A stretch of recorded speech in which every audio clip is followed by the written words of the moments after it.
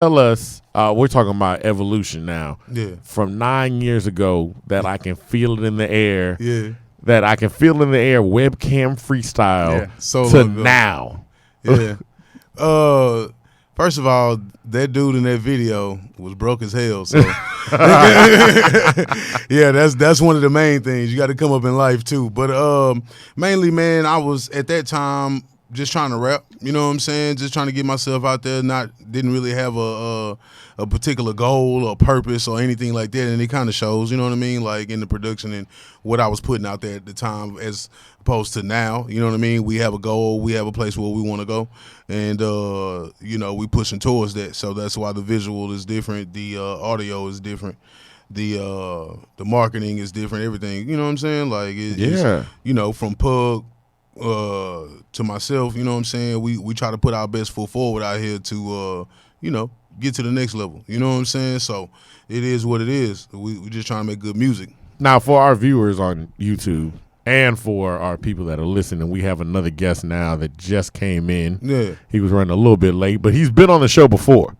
We have here Pugtunes. Just to be honest too, you've been on the show more than anybody. He has been on the show more than anybody. Yeah, you really have. With this today, now you beat out Rob, because Rob Gillette was the guest that was on the most. With today, you will now be beating Rob. You have been on the show the most. Pugtunes, how's it going? I've done the most interviews. Yes, absolutely. That's funny because Pug don't do interviews. He really don't. Hilarious, because everybody was like, when we talked, I was like, I said we gotta meet Pugtunes. Like, we gotta hear like Pugtunes. They was like, nah, Pugtunes don't talk to people like that. I was like, nah, we gotta get Pugtunes down there. I mean, I used to have to drag this nigga out the house for him. Yeah. Now he, like you say, Mo's running, man. Look, when I ran evolution, into him, baby. He's the one that told her. He goes, "Oh, y'all gotta have Fats on the show." Yeah. I said, we gotta have Fats on the show. He goes, I will get Fats down to the show.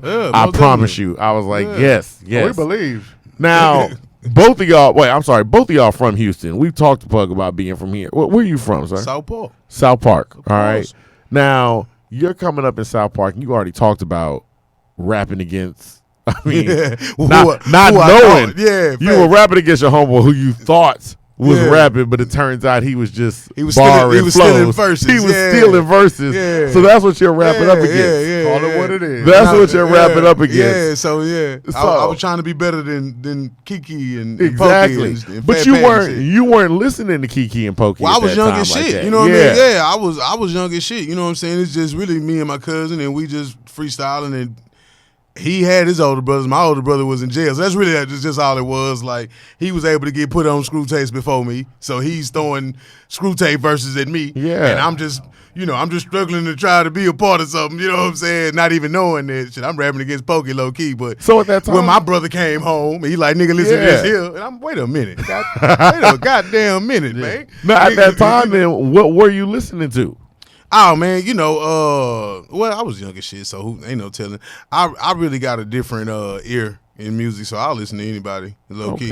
Like I like different genres. The only genre that I can't get with is heavy metal. I just don't understand that. Can't do heavy metal. Okay. I don't understand that shit. I haven't found one, sound that I can say okay. That you've locked on. But you see, I'm rocking the Pink Floyd. I see that. I see that. But they're not heavy metal though. They're not. I wouldn't say Pink Floyd. Yeah, I'm about to say exactly. Pink Floyd has a lot more melodies than just the heavy metal. Yeah, it's definitely a more groove sound. Yeah, exactly. So like I said, I can open up to anything, but after that time, Screw put me on a lot of shit.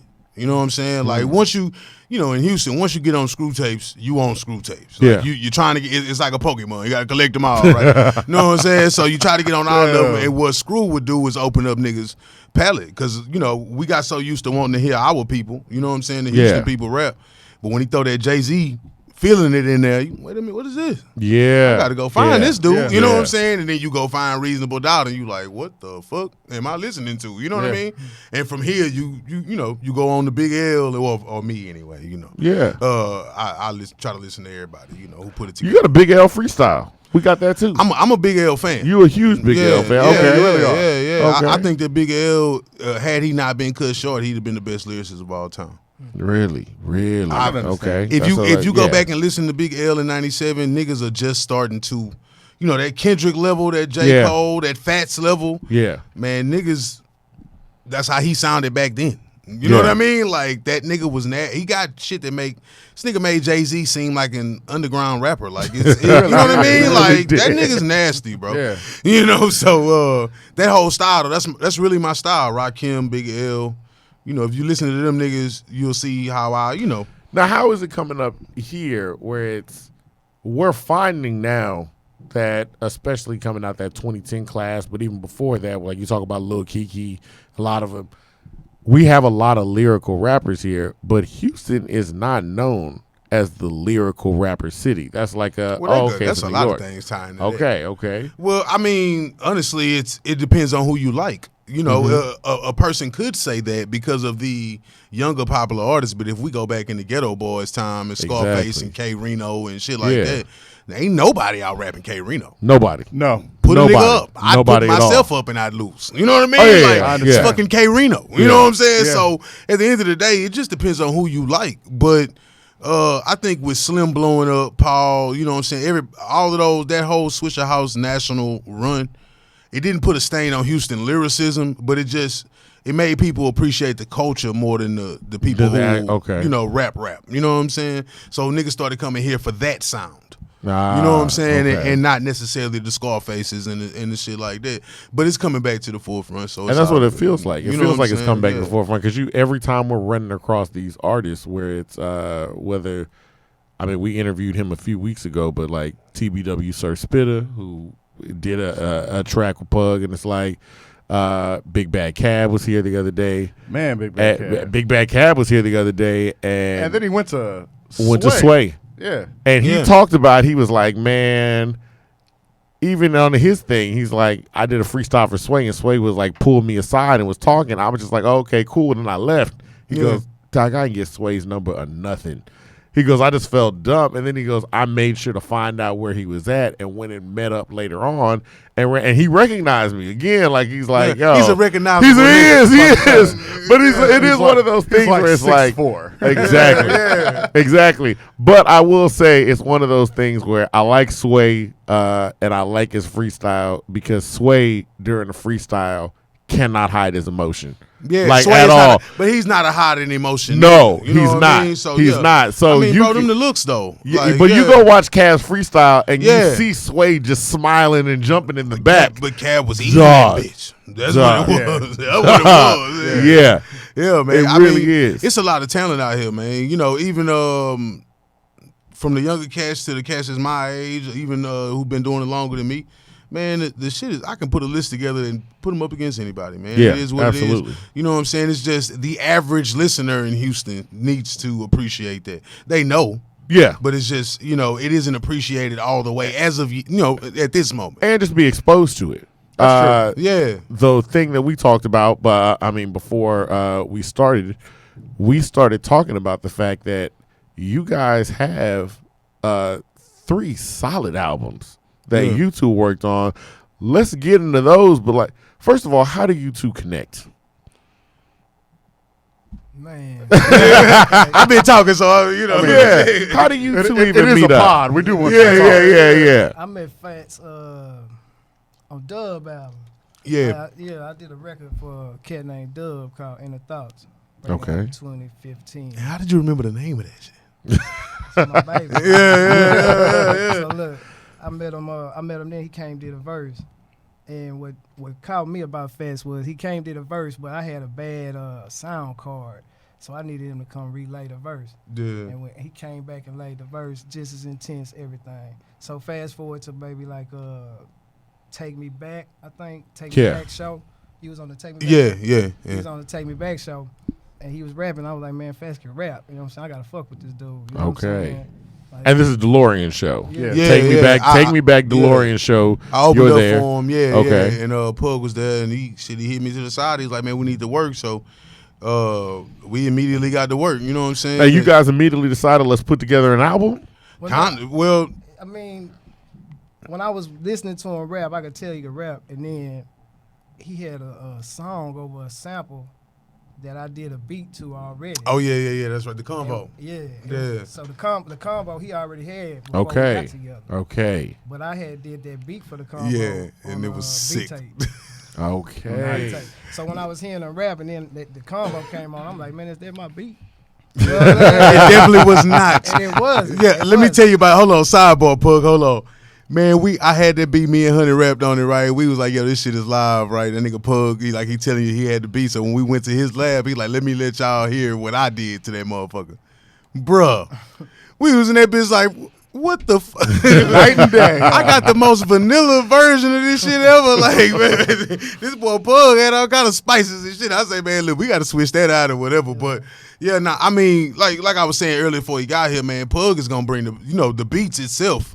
It's going to bring the best out of you, but just Pug himself will do that too. You know what I'm saying? Pug is in the lab. If the shit don't sound good, the shit don't sound good. And I will say, that's what we keep hearing about Pug. I will say most of the artists that we've heard that have worked with you is like, it's a perfectionist vibe. Like, they're like, he'll come back and be like, I want you to do that part again. You're like, what part? Like, that part sound good. And he's like, no, I want you to do this. Like that part. You know what's funny? Seeing niggas try to argue with Pug.